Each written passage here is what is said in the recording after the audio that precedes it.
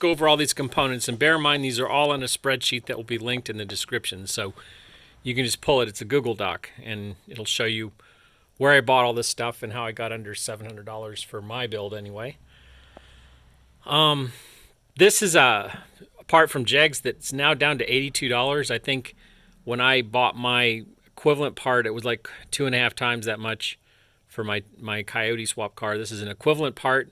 It'll go up to 30 to 100 PSI.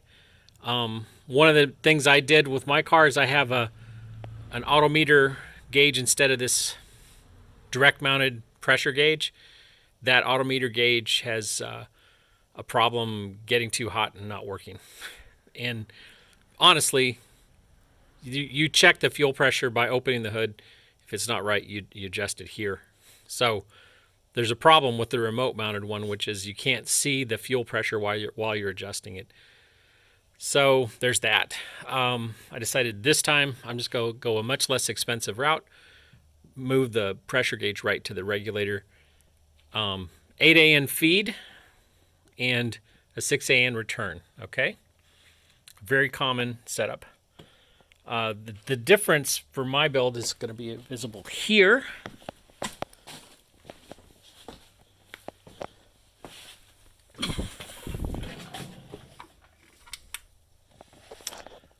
These are the original lines for the car.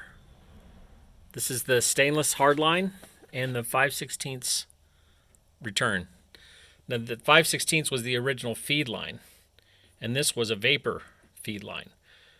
So they ditched that system back years ago, decided to capture the vapors when you're pumping fuel with the equipment you're using to pump the fuel instead of sticking it on the car. So all cars after like 04, Mustangs anyway, have a return style system again.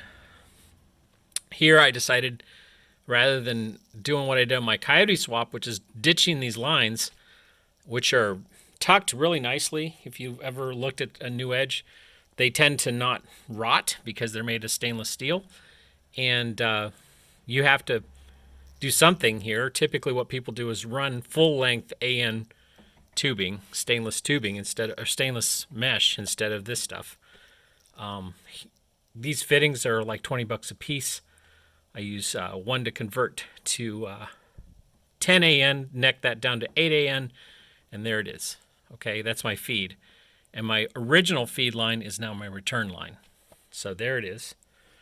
There's a similar setup going on under the car, which I'm not going to show you. There's video where I do show it, but it's almost the inverse of this under the car. It goes back into this line. And then it comes out. For me, I decided to go with the 94 to 97 location, which is where the tip over fitting is in a new edge tank. So I converted my tip over fitting location to a 94 to 97 style hat, which I happen to have one with the AN 8 and 6 lines already. Otherwise, you would go out here in the stock location and just use a 98 Cobra hat, which has a return built right into it.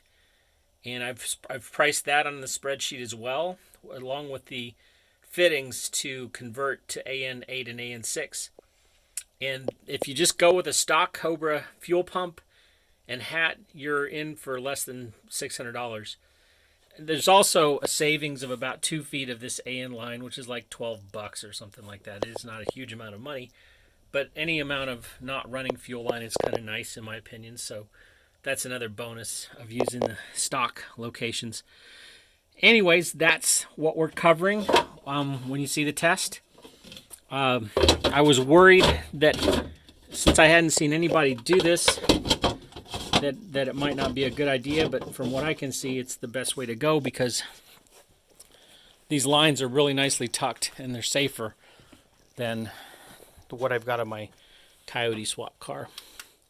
So that's what we're going to be testing, and if you're interested in building the same system and want to join in the documentation of this project, please reach out to me and I'll give you editing rights and you can make improvements to my design. But this design's working for me. I got 80 psi with no issues. It's probably where the screw is set to when we did the test. So thanks for tuning in.